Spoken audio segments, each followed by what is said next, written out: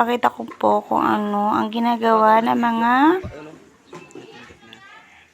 magsasaka sa probinsya.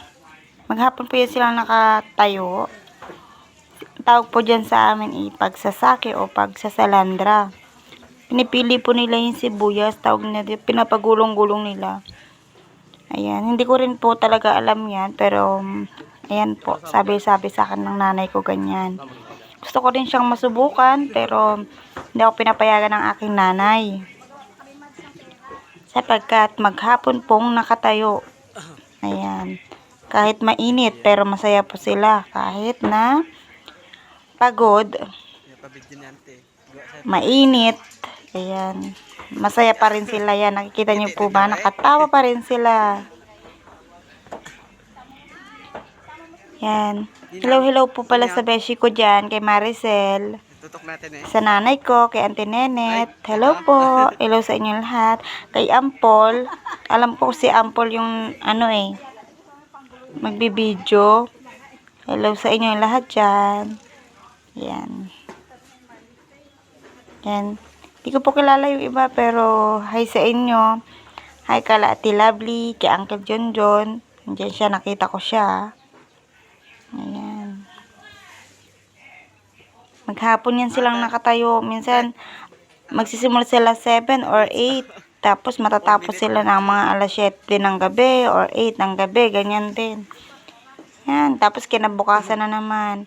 Ngayong panahon po kasi ay tag-ani ng sibuyas. Kaya, ganyan. Yan. Pupunin nila yung buong truck na yan. Ng sibuyas. Kaya pinipili nila. Yan.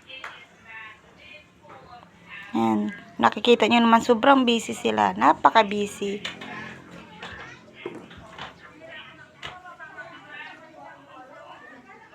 Yan. Gusto ko pong masubukan yan pero hindi talaga ako pinapayagan ng aking nanay. Sapagkat meron nga din akong anak. Pero kahit German po yung asawa ko, gusto kong subukan yung ganyan. Alam nyo bang marunong din naman ako magtrabaho sa bukid dahil magsasaka ang aking magulang. Yan, hi sa nanay ko, yun o, busy. Ayan, masakit pa yung paan yan, pero talaga namang laging nagtatrabaho.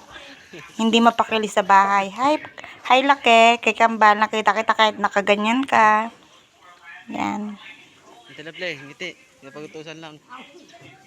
Ayan, sa Tilabli, si Uncle John, sobrang busy. May pagod na sila. O yan, si Auntie Nenet. Hi, Ante. Hindi, Auntie din dito. Ayan.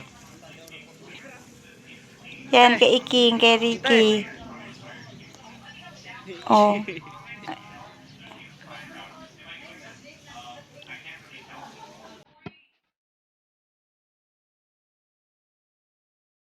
Thank you for watching.